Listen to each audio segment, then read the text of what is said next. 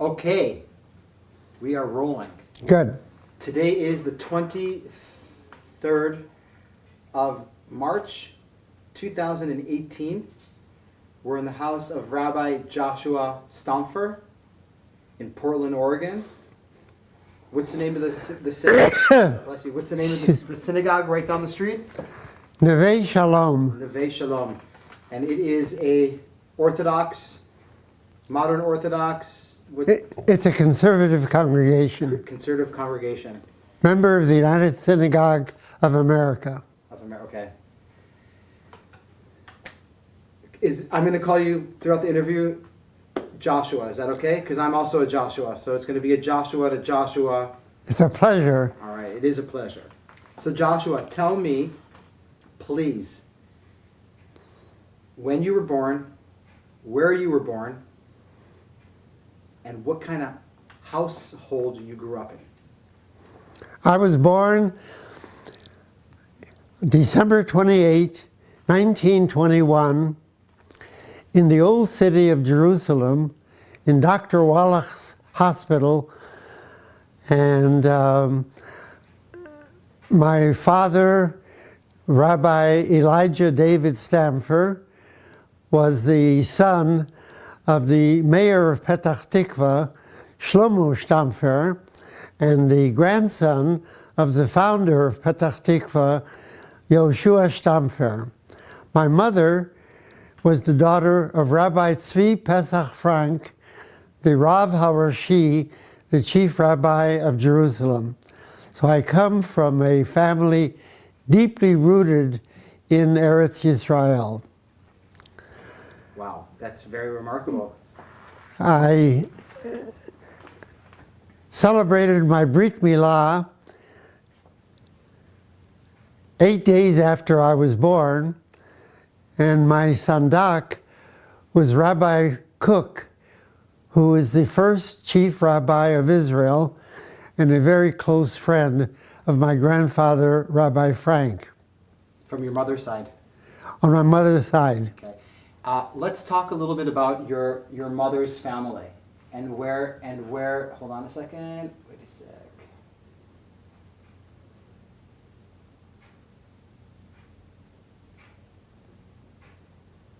Let's talk a little bit about your mother's family. They're rooted, your mother was born in Jerusalem? My mother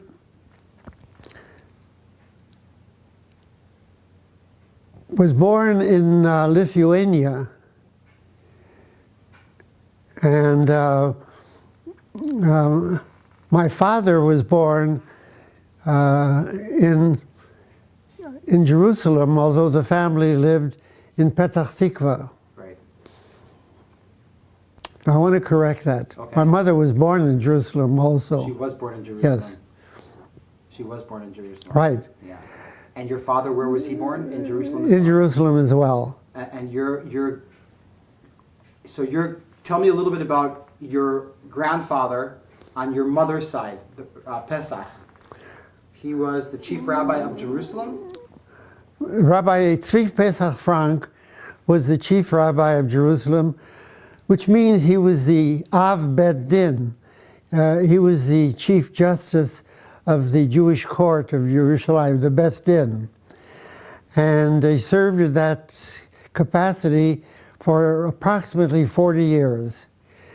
And he was generally known as the Posek of Jerusalem because he made the decisions on religious matters for the country. Wow. And this is, of course, during the Ottoman Empire. Mostly during the Ottoman Empire, but of course, after it became State of Israel as well. After it became a state of Israel, okay. And your grandfather on your father's side, can you tell me about him? Reb Shlomo Stampfer was the first mayor of Petach Tikva, which was founded by his father. And he also served there for about 40 years. So you come from a rabbinical background, very solid. A very rabbinical and Zionist background.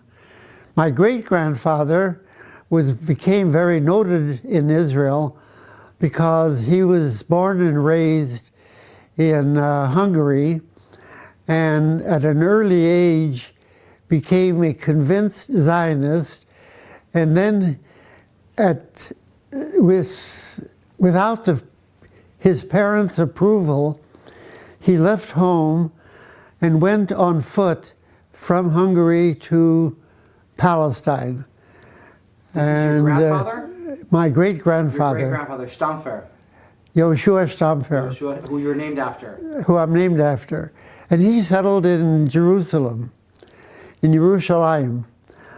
But he, at that time, lived, as most of the early settlers in Yerushalayim, lived on what was called chalukah, which essentially was a charity fund established by Jews around the world to support Jews who decided to live in the Holy Land. So it was like pocket money that they had. That it was like chalukah was like an allowance. It was like an allowance. Yeah, it was like an allowance. That enabled them to live there because they did not work. They spent their time studying. So my grandfather was not happy with that situation. Your grandfather? My great-grandfather. He was not happy with that situation? No, he didn't come to Israel, he said, to live on charity. Okay. So he decided that he would embark, along with two friends of his, on beginning an agricultural program in Palestine. They searched for a number of sites that would be suitable and that would be obtainable, and finally decided on the site of what is today the city of Petach Tikva, which is now the fourth largest city in Israel. At that time it was called Melabes. It was owned by Arabs. It was land that was marshy, swampy, and subjected to a lot of malaria. So they were able to buy it for a relatively reasonable amount of money. Where did they get the money from? They had to raise the money. So my great-grandfather undertook to travel to Europe and to the United States to seek support, financial support, from Jews who would be willing to do that. And he spent about 1 year traveling all over Europe, mostly Eastern Europe, and the United States.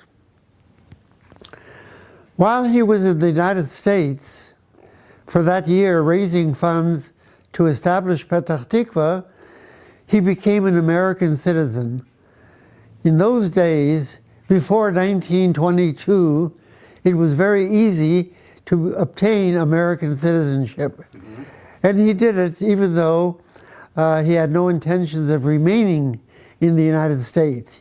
He went back to Palestine, and when my grandfather was born, he was registered in the consulate of the United States as an American citizen. In Jerusalem? No, this was in Petach Tikva. No, but the American consulate was in Jerusalem. Was in Jerusalem, sure. Right. But he lived in Petach Tikva. Yeah. He never set foot in the United States, but all of his life he was an American citizen. So your grandfather was born as an American citizen? Was born as an American citizen in Petach Tikva. In Petach Tikva in Palestine. So the story of Petach Tikva is a very serious thing with your family, with you know. Petach Tikva. That's also the story of Yoel Moshe Salomon. Yoel Moshe Salomon and Dr. Bennett were the two other individuals with Yehושע Stampfer. And Yehושע Stampfer selected the name Petach Tikva from the book of Hosea in the Bible. And can you give me the quote in Hebrew? Yeah, the quote basically is that this land of suffering will become a gate of hope, Petach Tikva, for the future. בעברית, תן לי את זה בעברית. ספר ישעיהו? לא, ספר הושע. הושע. כן. אני לא זוכר בדיוק את הפסוק, אבל כל אחד יכול לקרוא את זה. Okay, so your great-grandfather, just to summarize this amazing chapter, is one of the founders of Petach Tikva. Which was the first settlement, 1879. the first settlement in Palestine. Yes. Em HaMoshavot. Petach Tikva. Em HaMoshavot, that's the way it was called. The mother of I settlements. think Petach Tikva was established in 1879. I think that's the year. 1879. I think. I believe so. Something like that. Something like that. So when you're so this is your great grandfather, Right. You're named after. Your grandfather is born in Petach Tikva. Correct? Yes. And your father Was born in Petach Tikva. was born in Petach Tikva. And I was born in Jerusalem. Okay, so how did your father make his way to Jerusalem? In the United States, in 1922, shortly after my birth, the McCarran Act was passed by Congress dealing with immigration to America. And one of the terms of the McCarran Act was that in order to remain an American citizen, if you are not born in the United States, you had to set foot on the soil of the United States at least once every 5 years. So everybody in my family in Palestine had to make a decision. My father was the only one who made the decision to retain his American citizenship by coming to the United States. Okay. In his mind, I think he justified it by saying that his only purpose in coming to the United States was to enable Petach Tikva to survive its very difficult earliest days in Israel, in Palestine. So your family, do you have any older? You're born in 1929. Do you have any older brothers or sisters, or younger, or are you an only child? No, I had a brother, younger than myself, who came with me Came with you where? to the United States. So when does your mother and father decide to go to the United States to In 1923. So you're 2 years old, Yes, and your brother's even younger. a baby. He's a baby, and you guys travel to the United States, probably to New York, To Chicago. Chicago. And what do you guys do? What does your father do in Chicago? My father found a position in Madison, Wisconsin, as a rabbi in a small Orthodox congregation. In Madison. In Madison. He was there for 2 years, and then he moved back to Chicago, where he became a professor of Talmud in the Hebrew Theological College, the yeshiva in Chicago. So your early memories as a child are not in Jerusalem. No, They're in Chicago. they're in Chicago.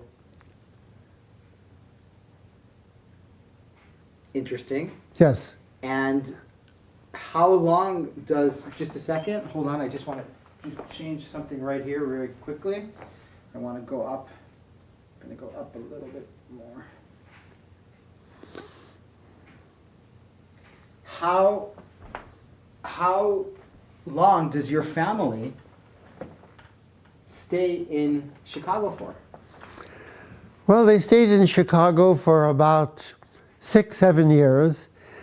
And then my father found a position in Memphis, Tennessee, as the rabbi of the Baron de Hirsch Synagogue. In Memphis, Tennessee. In Memphis, Tennessee.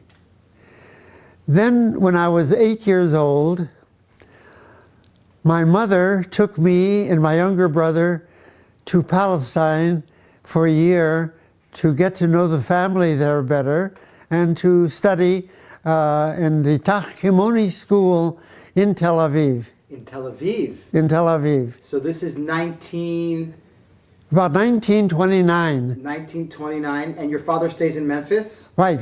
He made a great sacrifice to enable his wife and his children to be there. Can you please tell me the names of your parents? My father's name was Elijah David, and my mother's name was Nechama. What language was spoken in the house? Yiddish was spoken in the house. So I grew up knowing Yiddish at home.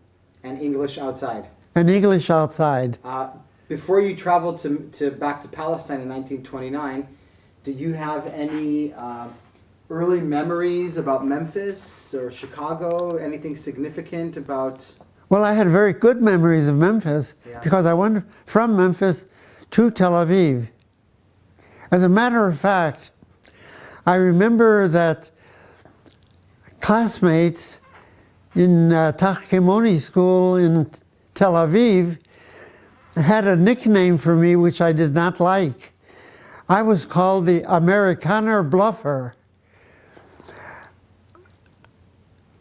Memphis, I don't know if any of you remember, was known in the United States as the Bluff City because it was built on a bluff.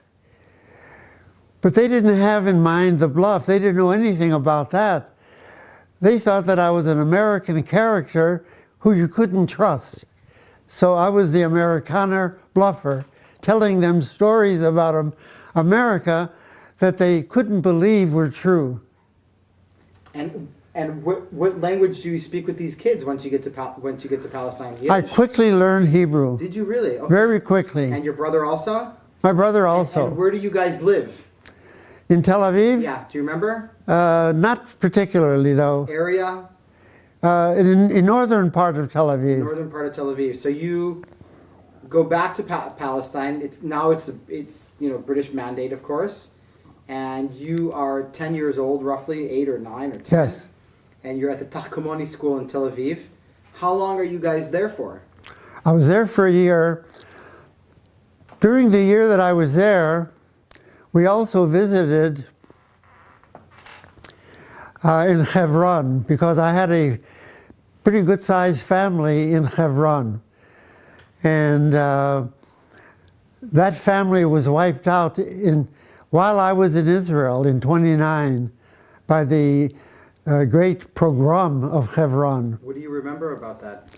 I remember the tragedy of it, and of course, knowing that my entire family, with the exception of one child who survived that massacre. That was Kaftet. That was in the fall of 1929. So you visited that family before they were massacred? Yes. Is that correct? Do you remember visiting them? I remember visiting them. What do you remember? They were very prominent members of the community and enjoyed what they thought were excellent relations with the Arabs in the community. It was a tremendous shock. Do you remember the names of? Do you remember the family name of your family members that were massacred? They're on the tip of my tongue. I'll remember them. Was it from your mother's side? Or my mother's side. It was from your mother's side. Yes. Of course, we will mention that there was a Jewish community in Hebron for hundreds and thousands of years. For a long time. Very long time, and they did actually live in very coexistence with their Arab neighbors. Yes. So you remember the 1929 pogroms? Very well. Was it a big shock in Tel Aviv? Was it like it was a terrible shock throughout the country.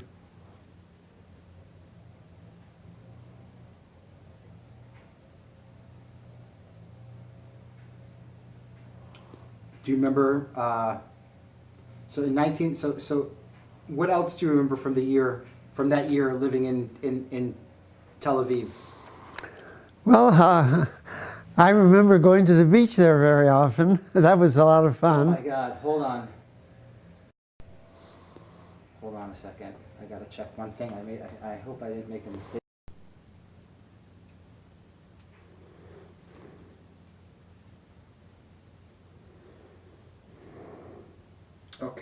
am so sorry about that. I had thought I made all set. Okay, so we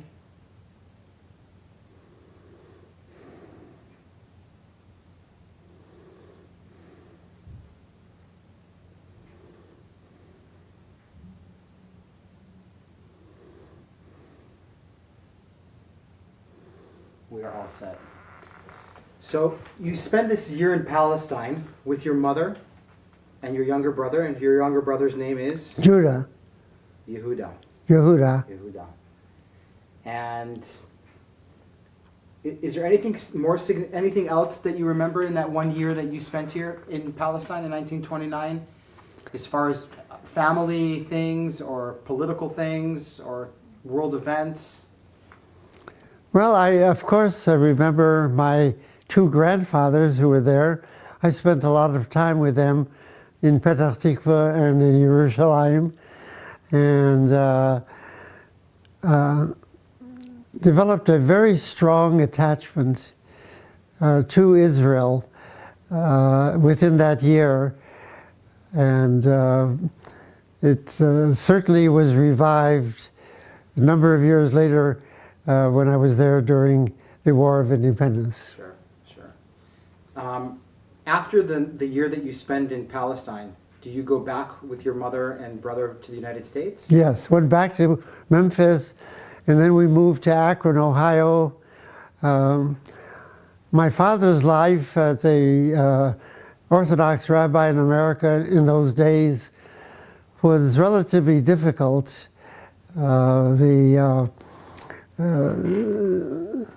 He was very traditional, although he learned English extremely well, gave many wonderful sermons in English, but it was a difficult life. We did not live in a community that had a very large Orthodox number of young people, so I spent an inordinate amount of my time at home rather than playing outdoors. Really? So you were kind of isolated? To a great degree. Did that, what kind of impact do you think that had on who you became as a person? Well, I think it turned my life greatly in the direction of reading and of studying. Because you're not playing baseball outside with the kids. That's right. And you're going. Are you?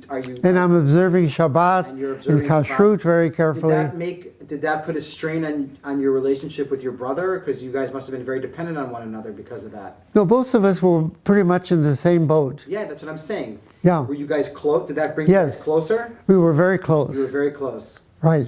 And do you go to? Are you homeschooled or are you? No, we went to public school and public high school. Okay. And then from high school, I went to the University of Chicago. Hold on, we'll get to that in a sec. You're growing up in the States, in Akron, Ohio, which is south of Columbus, I think, or is it like... North of Columbus. It's north of Columbus. Near Cleveland. It's near Cleveland, okay. So Akron, Ohio. You're American. Yes. But you know that you're actually a Jerusalemite, and you come from, I don't want to say nobility, but you come from a very prestigious, important background rabbinically. Well, I come from a very pioneering Jewish family. That's the word I was looking for. Both in Yerushalayim and in the country generally. In the country generally. Now, you grew up in the States during the Great Depression. Yes. Very, very difficult. I remember my father having to spend hours on the telephone practically begging members of the congregation to pay their dues so that he could survive. Wow. That's the way it was. Was your father... It sounds to me that your father was like this traveling rabbi who was just trying to hold on. Trying to hold on. But why why America? I mean, why didn't he just go back to Palestine? I mean, what was so important for him? I mean, I understand that he went back to obtain the citizenships for the whole family. I understand. Spend a year or 2 or 3, and then go back. Why did he decide to stay in the United States? That's his decision. Once you make the decision to come across the Atlantic and establish a home in the United States, and leaving a place that was, at that time, so poor and so underdeveloped under the Turkish rule, that it would have been a dramatic reduction in his whole way of life. So he wanted a better life. He wanted a better life for his family. He was willing to struggle, knowing that his children would grow up with much greater opportunities. Okay, that's a very bold decision. Did it eat at him? Did you see him? Like you told me that story now about him getting on the phone and begging the members of the congregation to pay their dues. It was one of the terrible things I experienced as a child.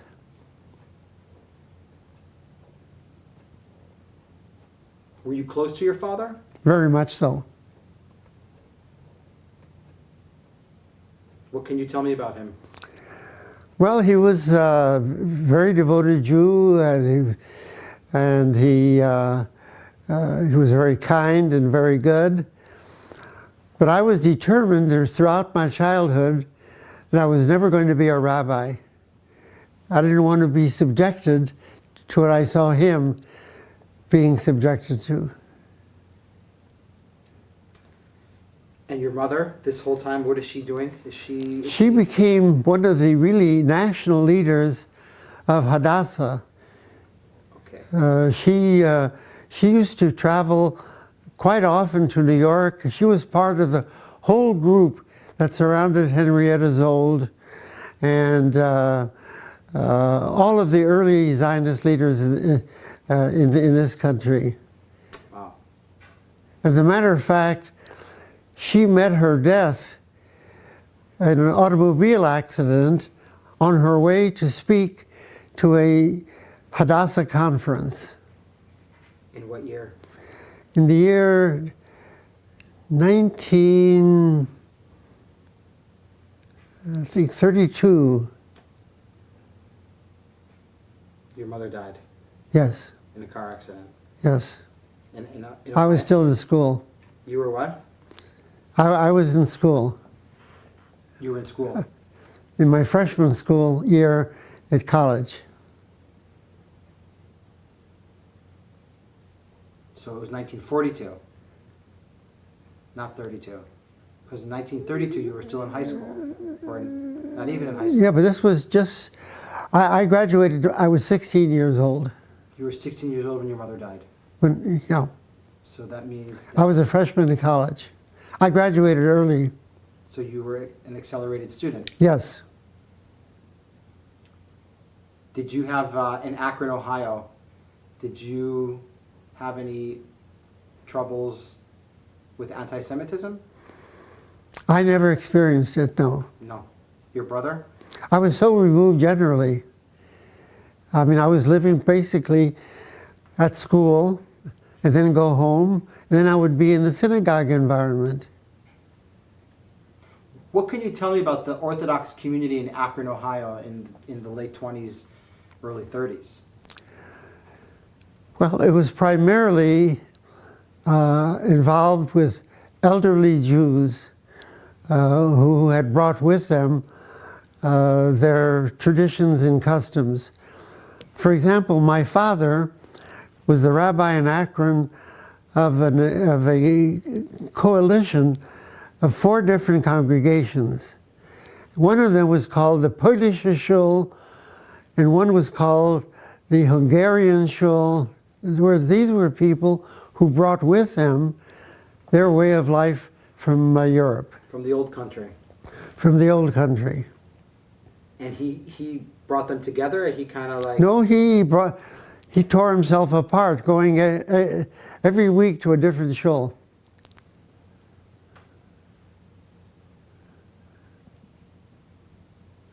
It was hectic. Are you,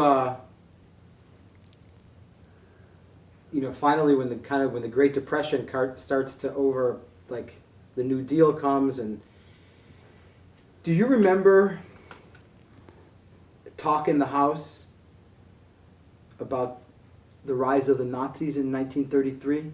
Very much so. What can you tell me about We didn't have immediate family. in Germany at the time, of course. Even in Eastern Europe, because after all, they had, for the most part, made Aliyah to Israel. Sure. So it was not a personal thing. Sure. But obviously, we were very much aware of what was happening, and it was central in our thinking. Now, you graduate high school at the age of 16. Yes. It's also the year that your mother is killed in a car accident. Yes. How does that affect the household? Well, I was already away at college, so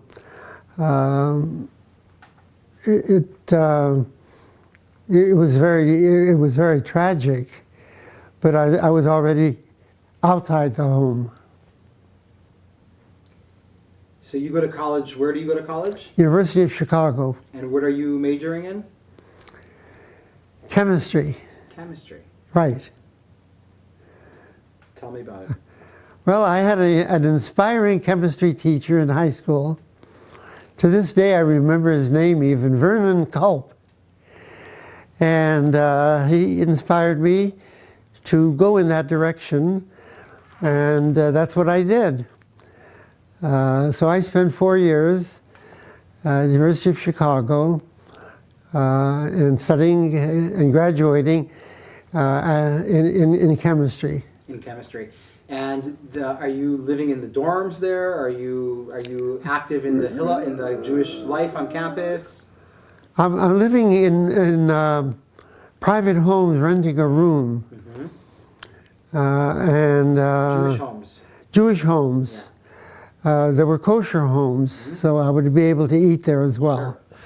And then I also, for 1 year, studied at the yeshiva while I was going to University of Chicago. Which yeshiva was that? The Hebrew Theological College on the west side On the west side. of Chicago, I always get on mixed Douglas Boulevard. Douglas, Chicago's west side and south side. Right. It's the Cubs and the White Sox, right? The Cubs are south side or north side? The Cubs were the north side. North side, exactly. And you're living on the south side. Right. Near Kaminsky Park. Right. Right? Okay. Just to get my geography straight about Chicago. I always fall there. So you're studying chemistry, University of Chicago. Are you socializing there? Are you more? Well, I was active in Hillel. Okay. And particularly the college Zionist organization. So I was already planning to go to Israel whenever it's possible. It was still Palestine. ושבו בנים לגבולם? Huh? ושבו בנים לגבולם. Nachon, Ken. I wanted to come back and see it again. Okay, but you're at the Hillel House. You're in Chicago. You're studying chemistry. Right. Teaching in Hebrew school for a year. You're teaching? In Hebrew school. You're teaching Hebrew in a Hebrew school. Right. Okay, so you're studying. You're active in the. What's going on in the Hillel houses in 1938, 39, 40? In the University of Chicago, is there like social events? There are social events, but I was spending really most of my time studying. It was a very difficult program and not a great deal of socializing. When do you graduate from college? I graduated in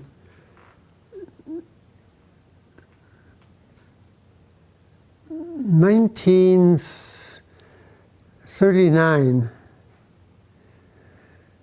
I remember sitting in Reynolds Hall at the University of Chicago having a haircut while President Roosevelt was declaring war. So that was 1941. 1941 was, Yeah. right. And that's when you graduated? That's when I graduated. So you graduated not in 39, you graduated in 41. Right. And December 7th, 1941, you Right. remember getting a haircut? Yeah. And hearing it on the radio? And the barber was paying so much attention to the declaration of war that I had a bald head when he finished the haircut. He wouldn't stop. So America's at war. Yeah. Then when I graduated, I went to work at Firestone Tire as a rubber chemist. But I was drafted, but had a 4F because of my ear. What happened to your ear? Well, when I was only 2 years old, just before I left Israel or Palestine, I had the measles, Okay. and it destroyed my eardrum. So the Army let you out. The Army let me off. Did you want to go into the Army? Well, I was drafted, Yeah. but they wouldn't accept me. So they drafted you and then they gave you an honorable discharge. I wasn't even discharged. I wasn't even... Yeah. They just drafted you and then they did medical on you and they're like, get out of here. Right, exactly. So now what do you do? Well, now I'm in Akron, Ohio, and say it's 1942, 43. Mm-hmm. I'm a chemist at Firestone Tire and Rubber Company. I'm chairman of the Zionist Youth Commission in Akron, Ohio. A young man in my early 20s. And I received from the Zionist Youth Commission an announcement that they're opening up a new camp, Brandeis Camp Institute, in the Poconos in Pennsylvania, and urging me to find some young person between the age of 21 to 25 to attend that camp. I nominated myself. As a director, as a counselor? No, as a camper. As a camper? As a camper. All the campers were within that age range. Okay. I went to Brandeis Camp then in 1942. It was the first year of their camp in the Poconos in Pennsylvania. At the camp, there were 3 male campers, 60 female campers during the war. All because all the men were off to war. What? All the men were drafted. Oh, yes. Not you. All the men were drafted. Not I you. had a 4F. You had a 4F. Right. So you're at Brandeis Camp with 60 women and you're a few other guys and that's it. Yes. It's a comfortable It situation. was like being in the Garden of Eden. And there was a beautiful young lady there from Atlanta, Georgia, that I met and fell in love with. Wow. Dr. Shlomo Bardeen was the director of the camp. And Now, what is the intention of this camp? Because it's not like it's not a camp for kids. This is more like, is this like, who's this subsidized by? the American Zionist Youth Commission. Right, and they're backed The ZOA. ZOA, okay. ZOA is behind this. Yes. And basically, what is the purpose of this camp? Is it To develop Zionist youth leaders. Okay. That was the purpose.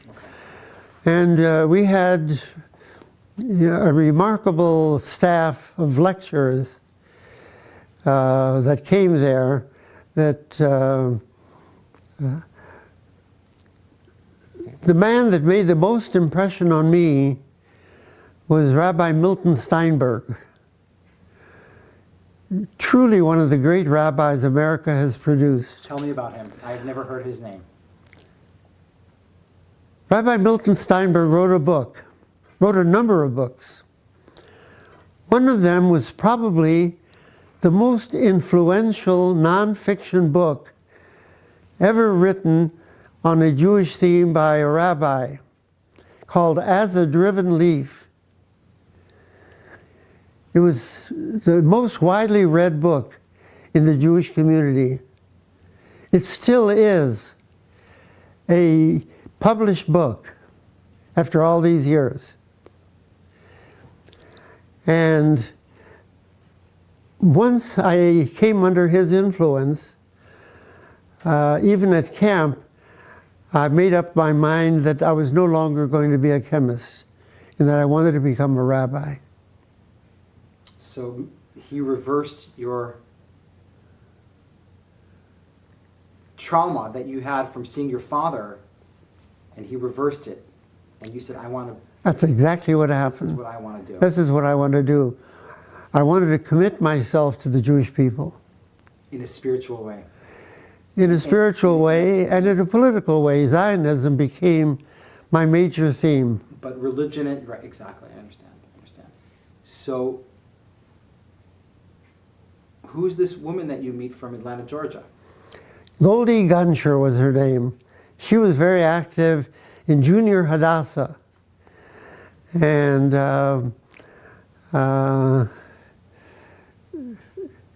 was David Mack? Charming. David Macker was off at war. He was a friend of Goldie Guncher. Yeah.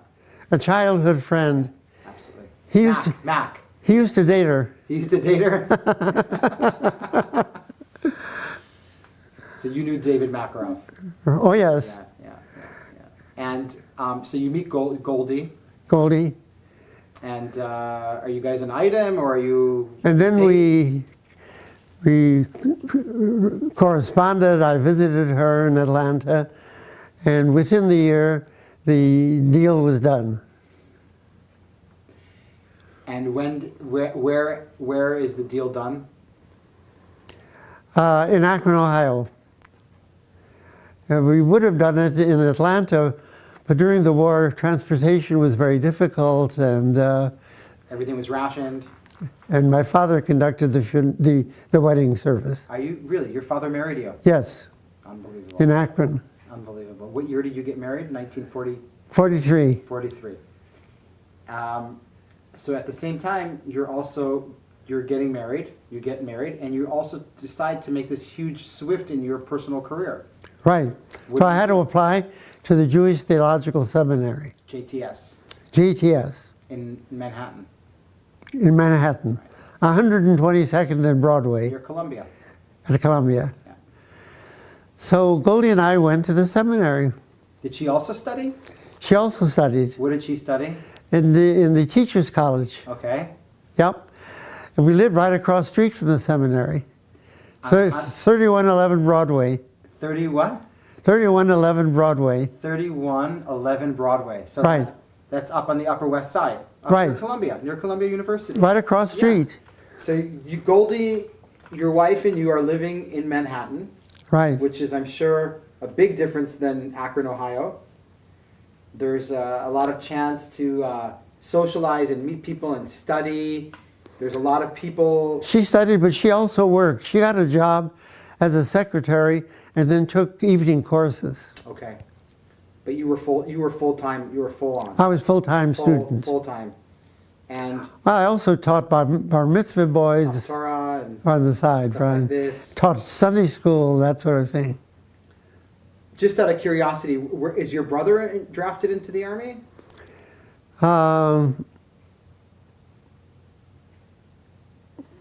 My brother was not drafted in the Army. He had an automobile accident and he was injured. So he was teaching college, but he didn't serve in the Army. Is he in Akron? Is he... What? At this time that you're studying at JTS, where is he? Akron, Ohio, or is he... He's primarily he went to school at Harvard. He graduated Harvard. Really? Yes. A Jew in Harvard at those times? Yes, he was very bright. What did he study? English literature. Okay. That's very impressive. Yep. So, you're living in Manhattan on Broadway. I'm a student at the seminary.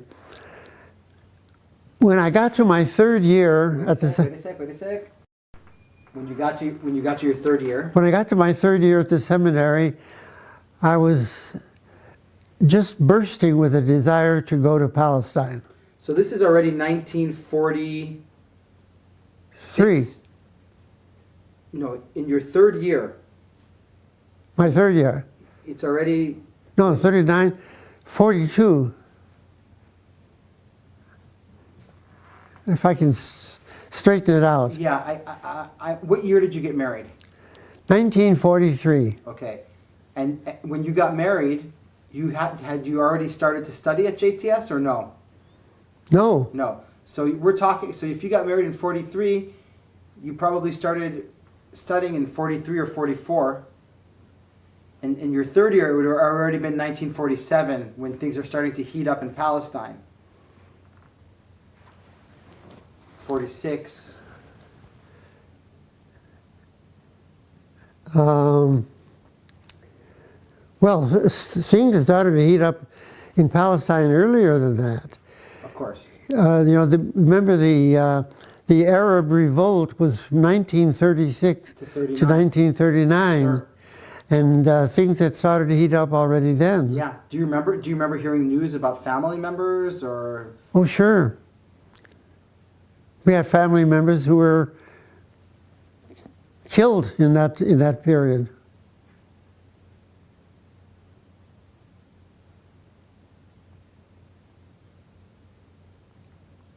How is this for your father? I don't even really know. Yeah. Never talked with him about it particularly. Except worry. So when you're studying at JTS and your third year, the issue of Palestine is really starting to Becoming very heated. So I asked for a year leave of absence from the seminary. Mm-hmm. And Goldie and I would go there together. To Palestine. Right. And what did they tell you at the seminary? The first reaction was basically no. Wait a year, graduate, then if you want to go, go. Yeah. But you can't interrupt your important studies here.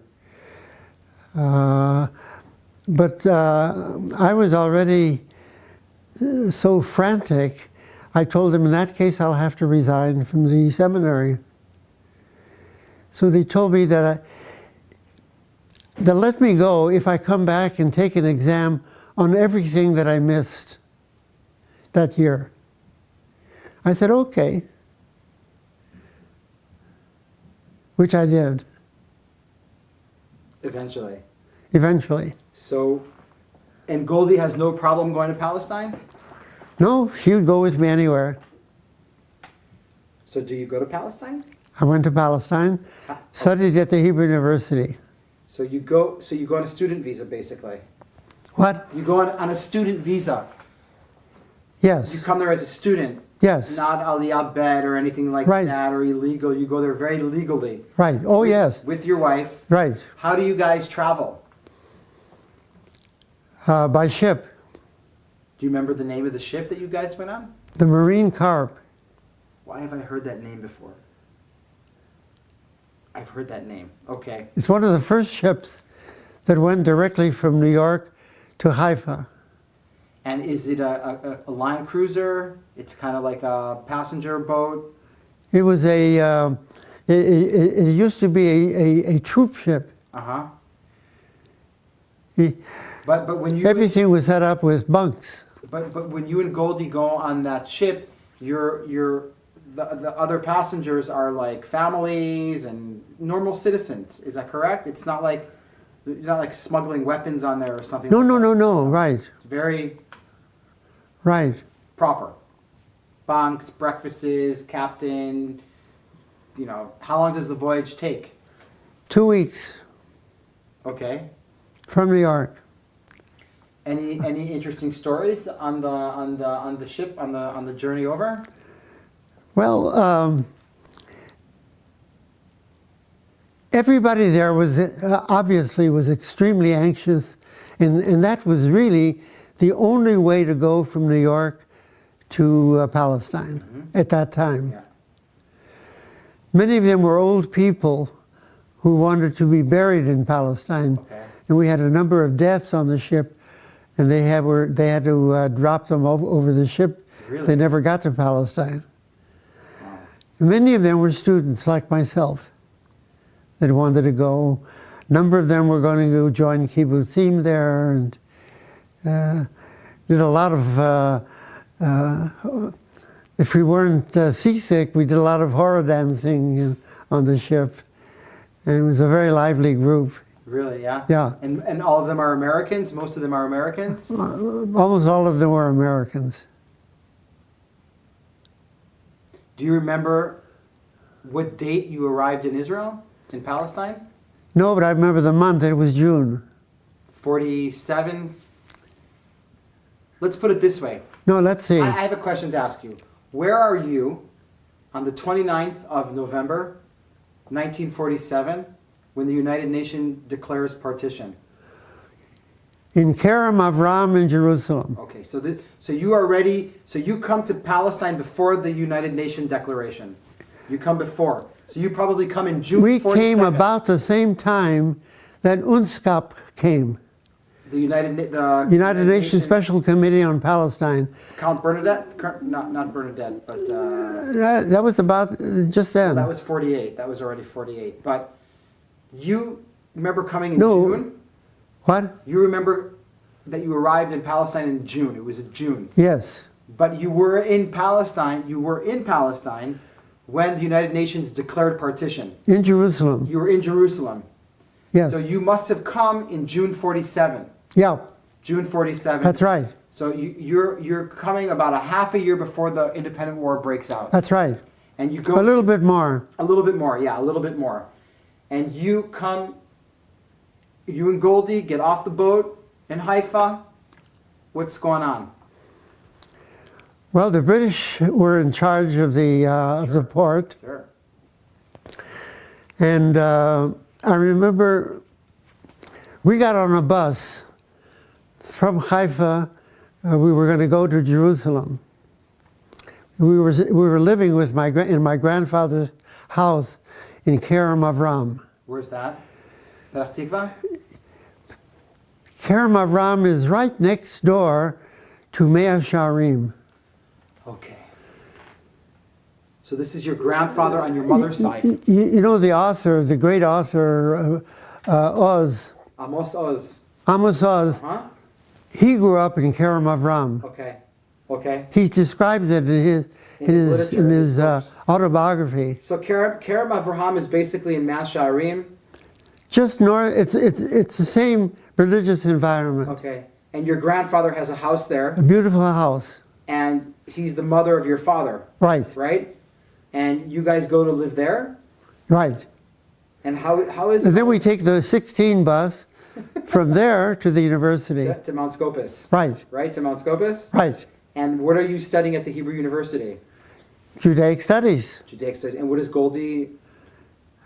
She's studying Hebrew. She's studying Hebrew. Right. So you... Remember the book? Yeah. Remember the book Aleph Milim? That was a standard book for studying Hebrew. Okay. Aleph Milim. Elef milim. Elef milim be'elef sha'ot. What? Elef milim באלף שעות. 1,000 words in באלף 1,000 שעות. hours. The author of that book was her teacher. Was her teacher? Yeah. How do you find Jerusalem? I mean, you haven't been there since you were a kid. Of course. A small kid. Yeah. Tell me about your feelings. Well, I want to tell you first thing that on the bus already, going to Jerusalem, it was boarded twice by British soldiers to search. That was the nature of travel in Israel at that time. Yeah.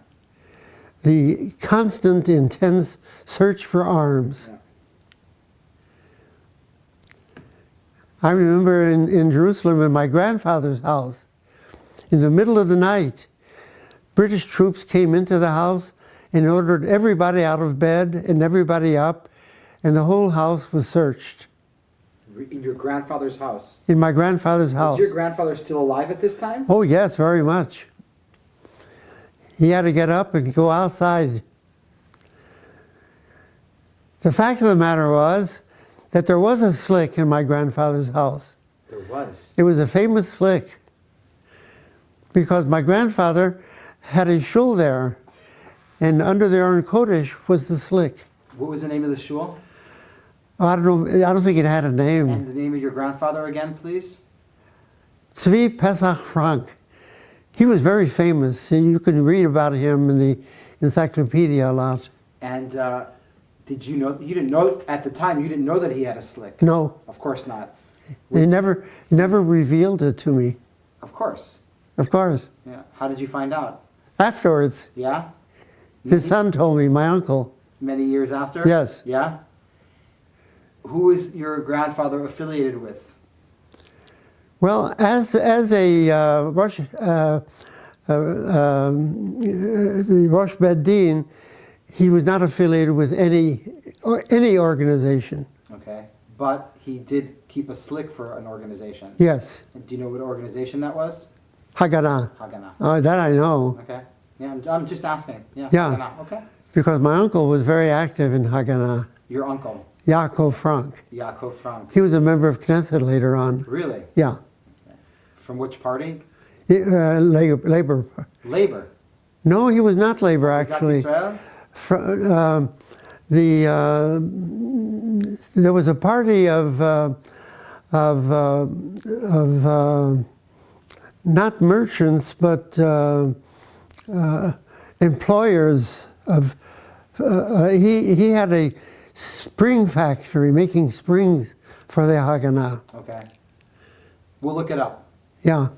So you arrive in Jerusalem. It's around June 47.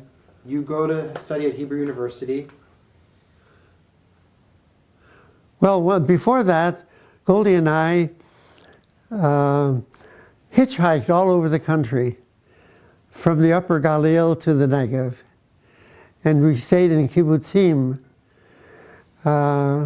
Particularly in the Galil, we stayed about a month and a half in,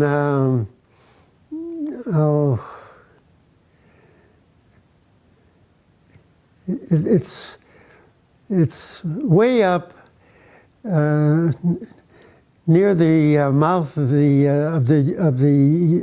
Yarden.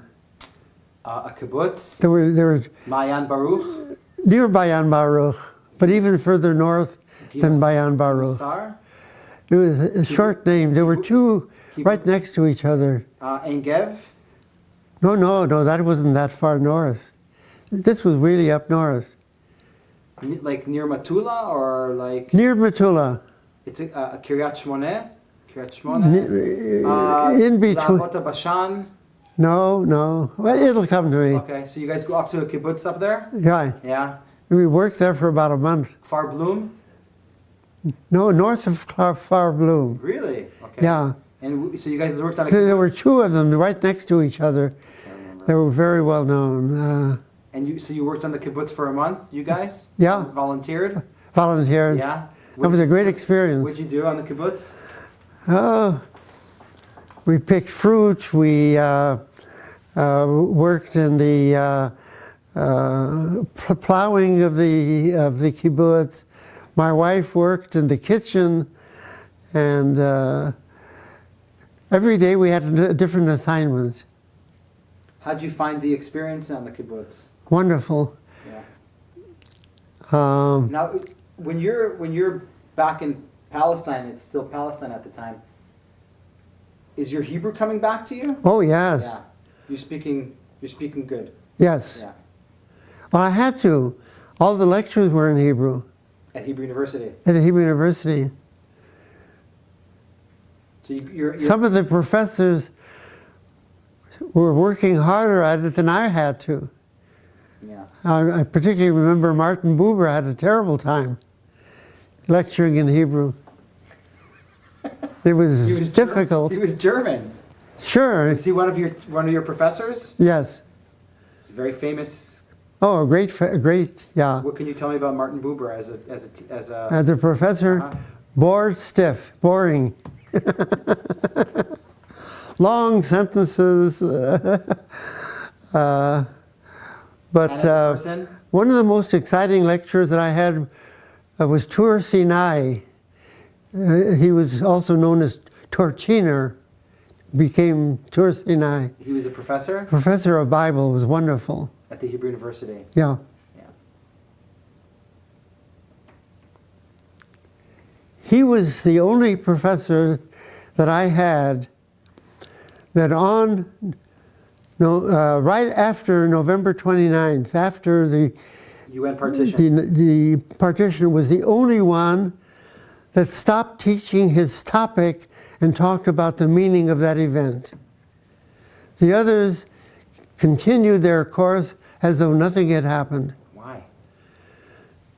Mostly were German professors. So there were cold fish. Yeah, Yekim.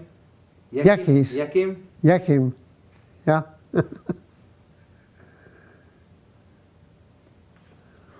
What's the situation in Jerusalem? There's bombs going off. Very tense. I was there during the bombing of the Jerusalem Post and the bombing on Ben Yehuda Street. And I heard the noises and ran down there. It was very tense. Were you worried for your wife? Were you worried for her well-being? I got to be worried more and more as she was becoming more pregnant. So that's a whole story in itself. But mainly I wanted to share with you the story of the Lamed Hey. Well, we're gonna definitely get there. I want to get to the partition, and then I'm trying to go chronologically. Okay. But we are going to get to the Lamed Hey. Okay, partition is, I'll be glad to talk about Okay, so that. I'm just going to do one thing here. Hold on. I'm going to stop this. So, in our discussion right now, it's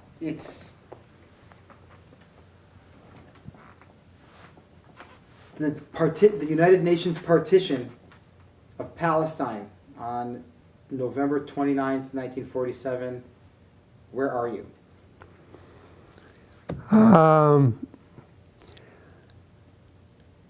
Well, let me remind you also about that weekend. Please. It was Thanksgiving. Yes. We had organized from all of the people that we knew that had been at Brandeis Camp, the year that we met at Brandeis Camp, that if we were in Israel on Thanksgiving, 5 years hence, we'll celebrate it together. Okay. That was the weekend. Tell me about this. And we met together. Where did you guys meet? We met at a junior Hadassah village, youth village in the north, not far from Tveria. Mm-hmm. And we scoured the country to get traditional food.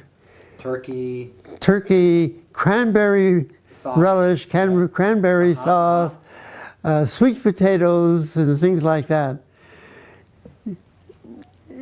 It was amazingly different then than it was in these days today. You can get anything. We had the hardest time, but eventually found almost everything that we were looking for. And we had a Thanksgiving dinner there. And there were about 8 of us from Brandeis Camp. from Brandeis Camp, and we celebrated, and from there we went each one to wherever we were going to stay for Shabbat. And I went back from there to Jerusalem, to my grandfather's house, and that's where I was when the United Nations made their decision. Was Goldie with you? Goldie was with me. As a matter of fact, in Jerusalem, it was already nighttime when the results came in. Yeah. And I said, "Oh, Goldie, we'll wait, and we'll hear about it tomorrow morning." And I went to bed, and she shook me up and said, "Josh, get up, get out, something's happening. Everybody is in the street." And we walked into the street in Kerem Avram, which is such a religious neighborhood. Friday night. It was a Friday night. Everybody was running around. Cars were driving up and down, picking up. Trucks were doing the same thing, picking up anybody who was in the street who wanted to ride.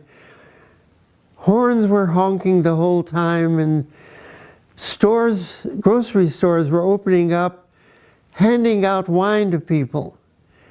And everybody was dancing and running. And eventually, a big crowd gathered that night at the Jewish Agency building. Yeah. And everybody was dancing in the courtyard at the Jewish Agency building. And Golda Meir came out on the porch of the agency building. And she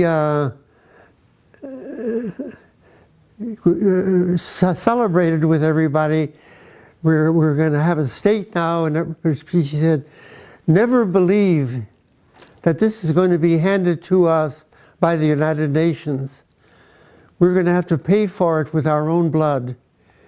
And it will not happen unless we create the state of Israel ourselves." And also that morning, I went to Yeshurun Synagogue in Jerusalem. And the chief rabbi of Israel, who was Rabbi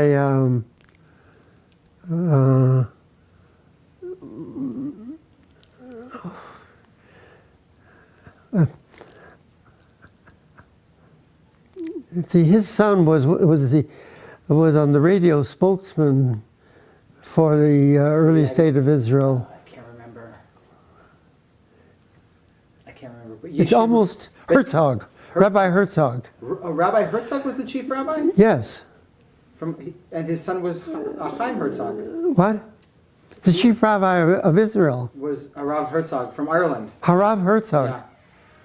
Chaim Herzog's father. Yeah, Chaim Herzog's father. That's Chaim Herzog's father. Who was the president. I heard him. I heard Rabbi Herzog speak at the synagogue. At the Yeshurun Synagogue. It was Shabbat. It's Shabbat, and I'll never forget his sermon. He said, "There is a law in the Talmud." Wait a sec. Okay, what did he say? He said, "There is a law in the Talmud that if you sell a gallon of oil or a measure of oil to somebody, after you pour that whole measure out to your customer, you have to add some more oil, even when it's empty already. Why? Some oil will stick to the walls of the vessel. And if you sold him a whole gallon, you have to add a little bit to make up for what sticks to the walls. Now, we lost in our generation, in the Shoah, 6 million Jewish lives. If we were ever to get a state of Israel, those lives were the price that we had to pay. But we're not through paying for the state of Israel. Now that we are on the eve of getting a state, we have to pay more than what we paid in Europe. And that's what's going to fall in this war. We have to be ready to pay the price. He said the same thing, basically, that Golda Meir said The night before. that night. Now, the night of the Or partition. the night before, The rather. night of the partition, you and your wife walked to the Jewish agency. Oh, sure. So the city was just a madhouse. The city was a madhouse. Everybody was dancing and singing wine and flowing. drinking and then the next morning, I took the bus. On Sunday morning, I took the bus to the Hebrew University for classes, and there from the Har HaTzofim, you could see the first fires in the commercial center down below. Of fighting. Fighting. Do you remember, if we're talking about Mount Scopus and stuff like that, do you remember the, well, I'll put it to you this way. When does your studies start to get interfered with because of the situation? Well, I had already started studying for about a month. Maybe 6 weeks, 2 months, something like that, in the fall. Starting after Sukkot. And I was walking on the campus to my class, and a student walked up to me that I didn't know, and he said to me, "Can I talk to you for a minute?" And I said, "Sure." He said, "You know what's happening. Would you be willing to join the Haganah?" Just like that, out of the blue? Just like that.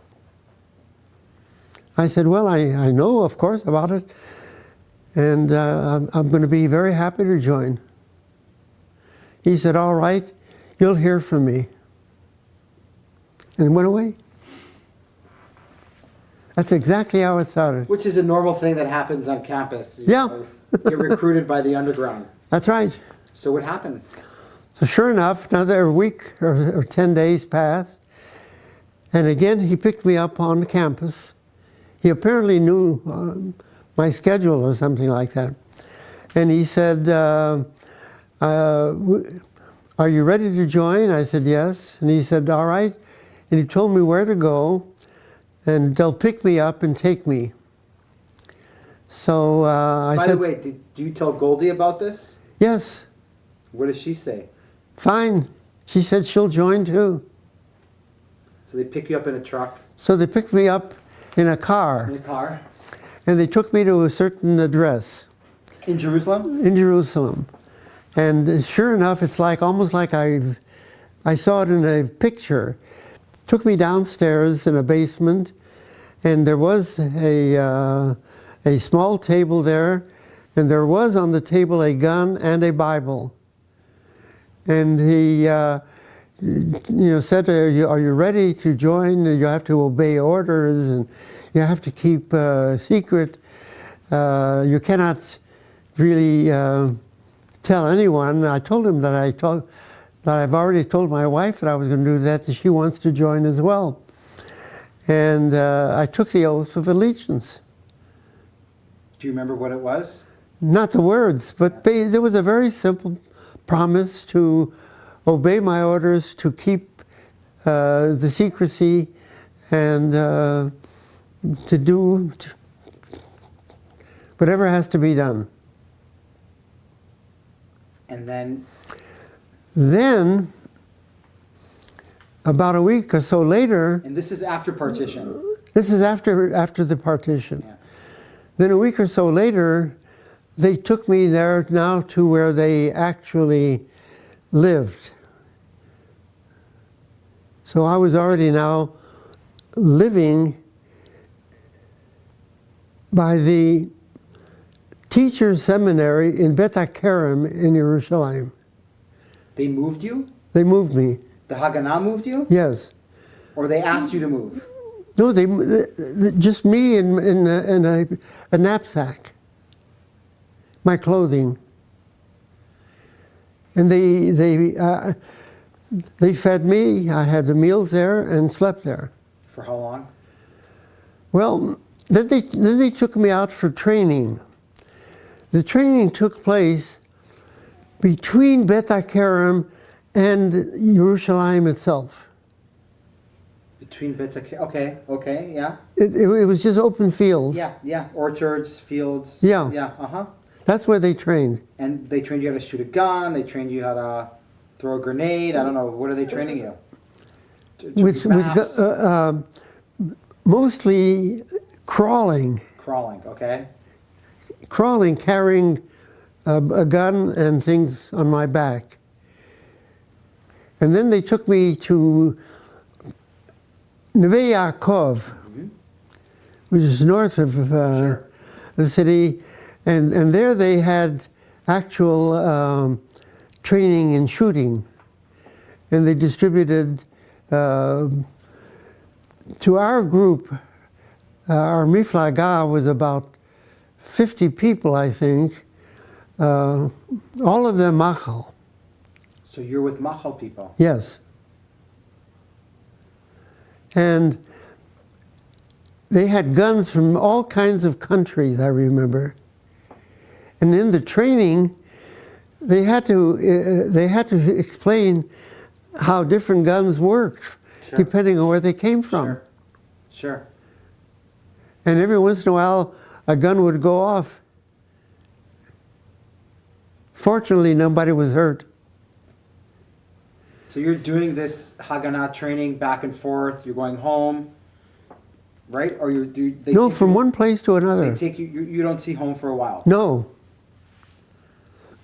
And your wife's pregnant. Right. So where did they take you from Neve Yaakov? Some of the places that I never did find out. School's out of the question now. It's like what? University's out of the question right now. I'm through with it. You're done. I'm not there anymore. Yeah, you're not there. No. Where did they take you from Neve Yaakov? Do you remember? That's the only place that I really remember. Neve Yaakov. There were a couple of other places. You don't really. Okay. But I never knew really where. Where you were. You're like, yeah. And then we used to go out on patrols just in that area. Of Neve Yaakov. From, not so much from Neve Yaakov, but from Bet HaKerem all the way, the string of... And Karem. And Karem. And Karem, where the Arab villages right, are. Yeah. And we used to go on patrols. On patrols. Yeah. Then came the big night. And that happened in the teacher seminary of Beit HaKerem. Please tell me. Then they were there, and I think the mem, the Mefaked Miflaga was... what? Machlaka. Miflaga is a political party. Oh, Machlaka. Is a... That was a mem Machlaka. Yep.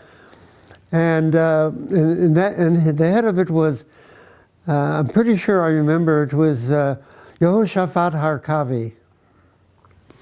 So we were there, and we had pretty heavy backpacks, because they explained to us that we were going to be taking two things, ammunition and medical drugs.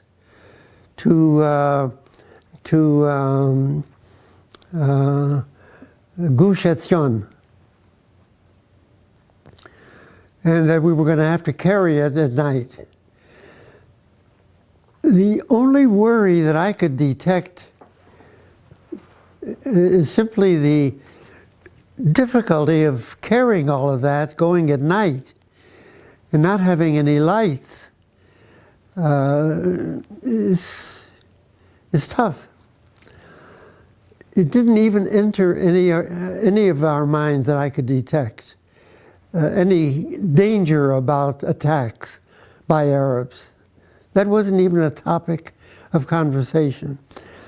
The only topic of conversation was that, sure enough, the night before we left, a similar group had gone out to do the same thing and came back because they lost their way. Okay. But that was the only real problem. That was the worry. The worry was logistics. It wasn't. That's right. Anything else. Nothing else. How the hell are we going to do this? How the hell is this going to be done? Practically. Let's be practical. And that's why Donnie, the leader of the Shayara, of the convoy. well, he was, the leader, because he was the leader. The group was made up of two groups, very different from each other. One group was Palmach. Donnie, forgot his name, he was very well known. His father was a publisher. Okay. It'll come to me. Anyway, they knew what they were doing, and they were very capable. Palmach guys. Palmach guys. And he was heading it up because he had spent several years already in Gush Etzion. So he was very familiar. The terrain. He knew What? He knew the terrain. He knew the terrain. Yeah. And that was the biggest concern that they had. And the other was a group of schleppers like me, university students, who had some training but not much. But it didn't. The only thing we were good for was carrying the backpacks. Yeah. Schleppers. What? Schleppers. Schleppers. Yeah. And they were there to do the guarding and so on. Yeah. So we're all standing around, and I remember I was standing next to the one other American, Moshe Perlstein, and we were naturally drawn to each other. I didn't know him before, but we were chatting with each other, and Fatih, what they called her, Kavi from Yehoshaphat, Fatih, came over and was chatting with everybody. Who's this? He's the overall commander, the Fatih? Mem. What's his name? Yehoshaphat Harkavi. So he's chatting with everybody. Chatting with everybody. And he comes over to me and he says, Stampfer, and he said, have you ever gone this distance with this kind of a pack on your back? And I said, no, but there's a first time for everything. I remember the words I said to him. So this will be the first time for me. He said, well, can you do it? I said, sure, I'm young and I can handle it. He looks at me and he looks at the pack and he said, Stampfer, you know what? You'll go next time. I said, why? He said, well, we don't need you that much. You'll go next time. And I didn't go. And that's the group that went. That's as easy and simple as it was. And they were all killed. And I never forgot. Of course they were, all of them.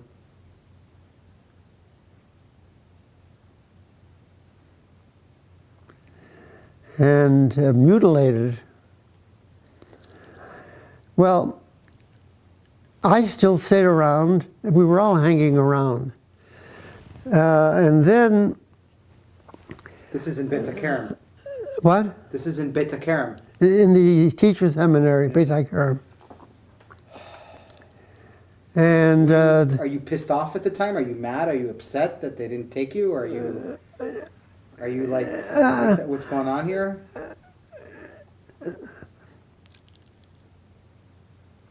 I was pissed off, but not that much. You know, I mean...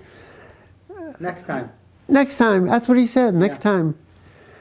Did you argue with him? They anticipated this group might also come back. Yeah.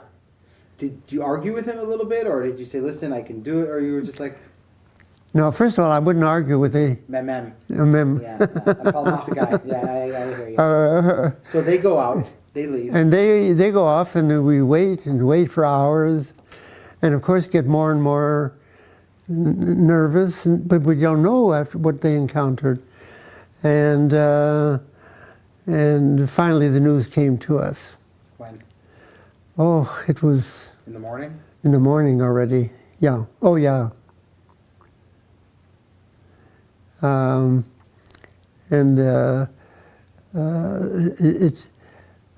they told us to go home, to go back to where we were staying. And it was extremely difficult because the news had already gotten out. And Goldie was in bad shape. When I think about it, I choke up. But that's what happened. How does one get himself together knowing that his life was spared? Yeah. Your life was spared. I remember his name, Danny Mas. Danny Mas. He was one of the guys that you knew, Yeah. that you knew him. I knew him. Not well, but I knew him. He was a Palmachnik. He was not a fellow student.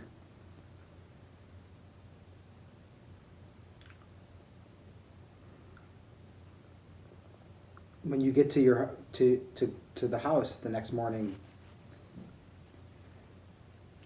Oh, Goldie just broke down. It was... she didn't know that you were spared, though. You told her. Well, she saw me. But she didn't know that you were going to go. I mean, this was secret. She knew that I was going to go. She was sure that I was already... Dead. Yeah.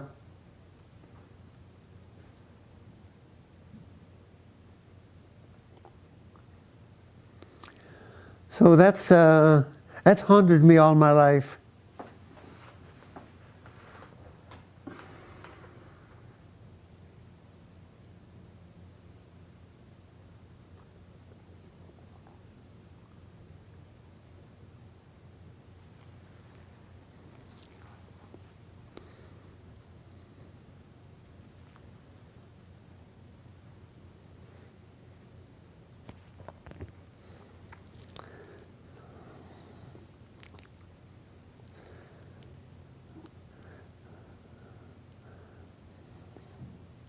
Well, then I went back to my unit and stayed on until we had a big problem about where to have the baby because it was already impossible to get to Hadassah, and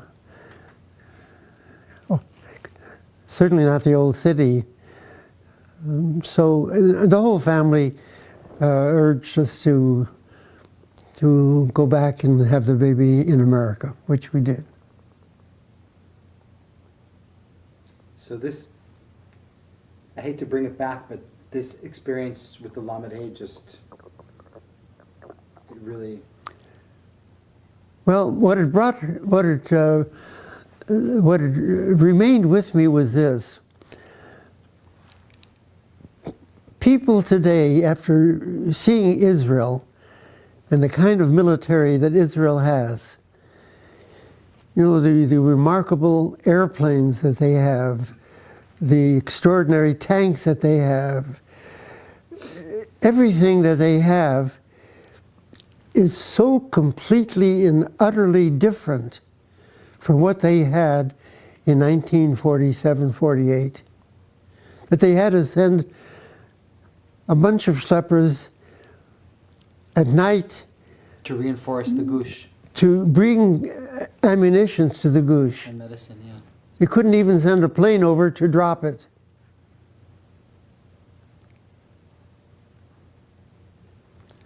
That's what that's how Israel entered the War of Independence. The fact that they succeeded is really an extraordinary miracle.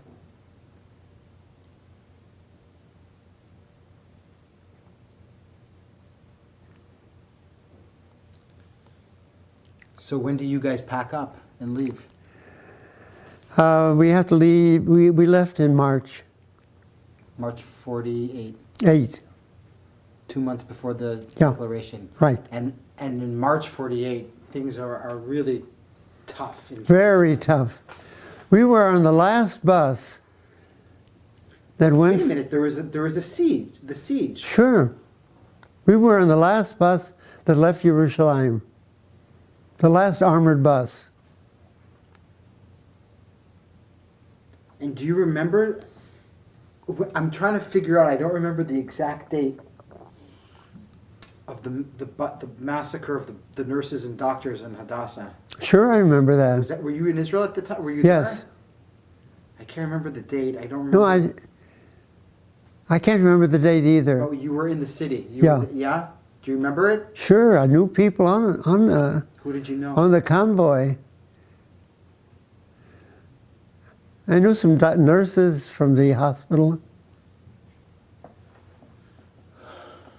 So you guys, your uncle or grandfather say to you, "Get out of here, go back to the States and have your child." Urge us to. Urge you to. Did you want to do that, or did you want to? What did Torn. You were torn. Really torn. You know, how could you leave and how could you...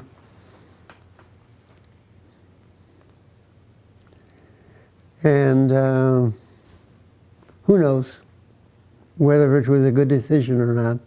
But you do end up leaving and coming back. What? You do leave and come back to the United States. Mm-hmm. And your son, was your first child a son or daughter? My son then later made Aliyah. Well, I'm sure. You know, if he was conceived in Israel, then he's got to come back. Of That's course. exactly right. But he's born in the United States. Yes, Where? in Atlanta, Georgia. So you guys. So after. So when we came back, To the baby, Atlanta, the birth took place in Atlanta. In Atlanta. Goldie was with her mother. And when was your first son born? What was his birthday? June the 8th. So he was born right after the declaration. And the War of Independence is raging on in Israel now, declared Israel, Yeah. State of Israel. And you're in Atlanta, Georgia. And, hold on a sec.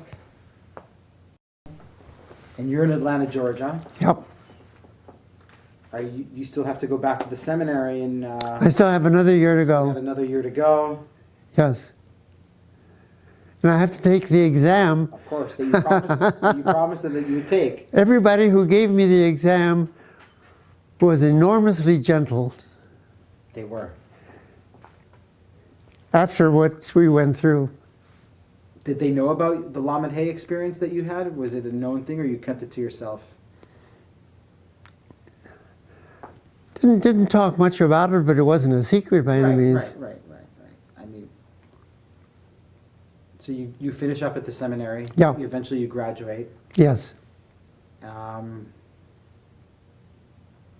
You graduated probably what 1950, 1949. 1949. Are there any thoughts of moving back to Israel, or? Well, very, very much so.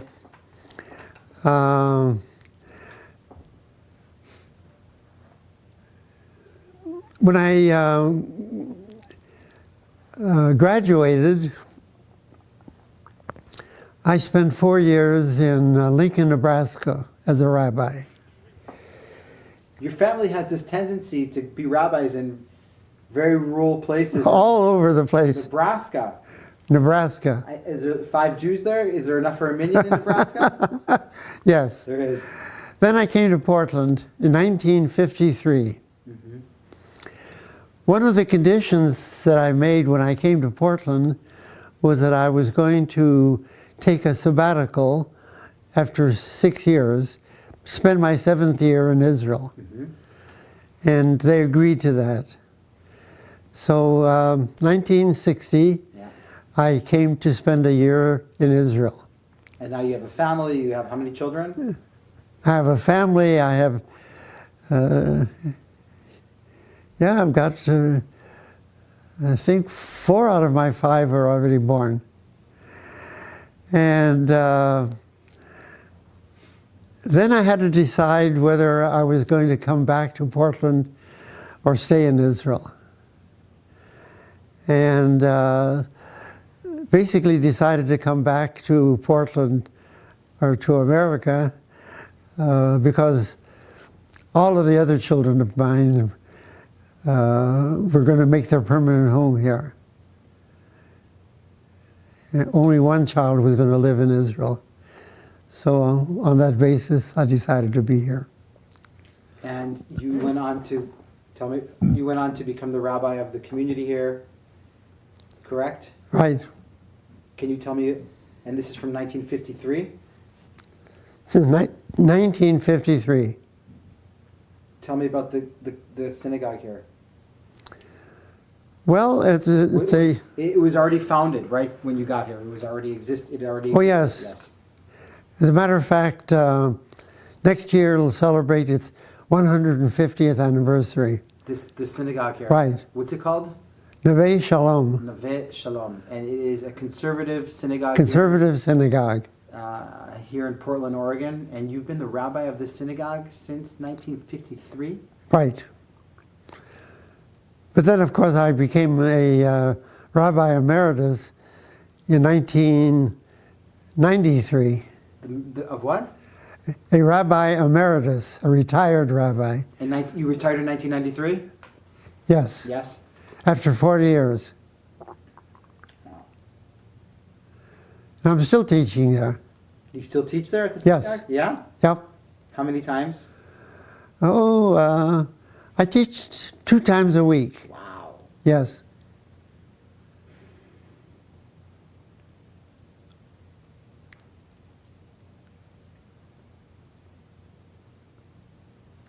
Joshua, I didn't know your story. I knew that you had some connection to the Lamed Hey, and I didn't know that it was that intense. It was. And again, the most lasting impression that I have is that we really don't appreciate how extraordinary it was that there actually is a state of Israel. The difficulties are today unbelievable.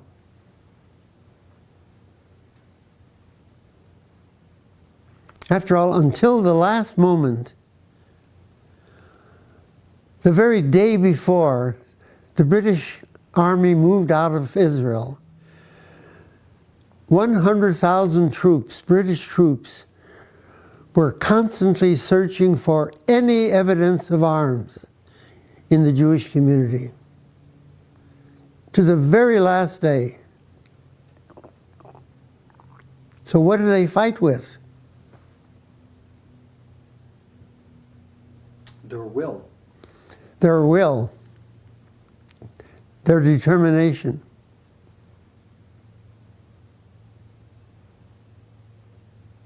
You told me that you had a story about Ben Gurion. Oh, yes. Hold on a second. That's an interesting story. Okay, I'm just putting on my sweater. Hold on.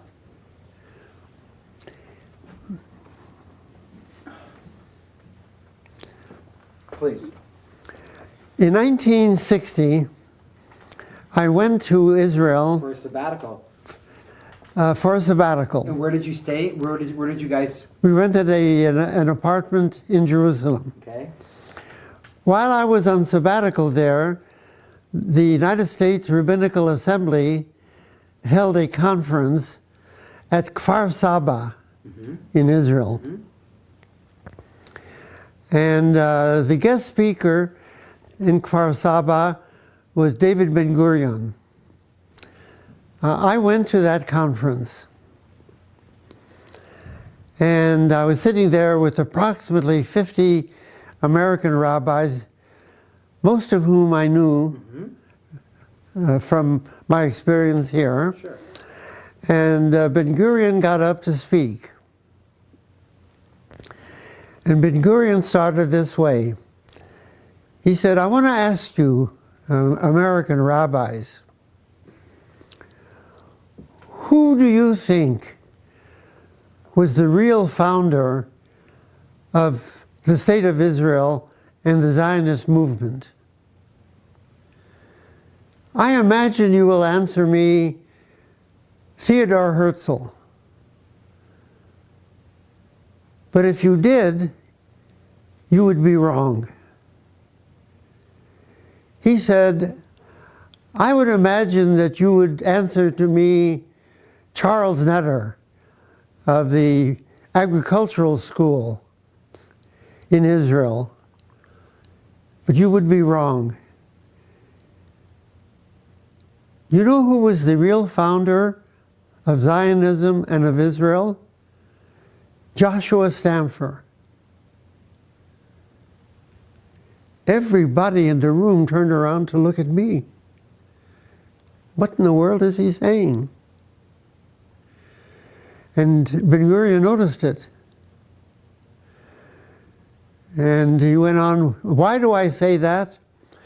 Because for me, the man who started Zionism and the man who started the State of Israel was the first one to settle on the soil of Israel, establishing the first settlement, Em HaMoshavot Petach Tikva. His name was Yehושע Stampfer, Joshua Stampfer. Then he went on with his talk. So then after his talk... And you're like, you have no... I'm like that. After his talk, he turns to the chair, who was... I forgot the chair's name also, but I'll remember it too. He turned to the chair and says, why did all those people turn around to look at that man when I mentioned Yehושע Stampfer? So he said, well, he has the same name. He said, I want to talk to him. So I went up and talked to him. And he said, were you related to Yehושע Stampfer? I said, yes, he was my great-grandfather. And he said, do you remember him? I said, no, I wasn't born yet when he was living, but I know his story, how he came from Hungary and did exactly what you said he did. And he says, Yehושע Stampfer, so where do you live? Fortunately, I knew how to lie, because it's true that I was on sabbatical and I rented a house in Yerushalayim. So I said, I'm living now in Yerushalayim. He said, Baruch Hashem. Ben-Gurion said that? Thank goodness you're there. And I did not disillusion him. I'm guilty. And I beg pardon. That must have been an honor to meet him. What? It must have been an honor to meet him. Oh, I sure was. But he was so thrilled to learn That you're the great-grandson of Yehושע Stampfer. that's living in Jerusalem. Joshua, I think we've We've done it. yeah. I think Okay. so. Is there anything else that we didn't talk about that you would like to talk about? Is there anything that we missed? Not really. I appreciate the project that you're on. It's an extraordinary project, and I'm proud and honored to be part of it. We're honored to have you in it. I mean, it's Thank really, you. It's really, and I want to wish you a good Shabbat. Thank you. You too. And Shana Haba b'Yerushalayim. Kol tuv nitra'eh b'Yerushalayim. Thank you so much. I have to get your phone number there. You will. Okay.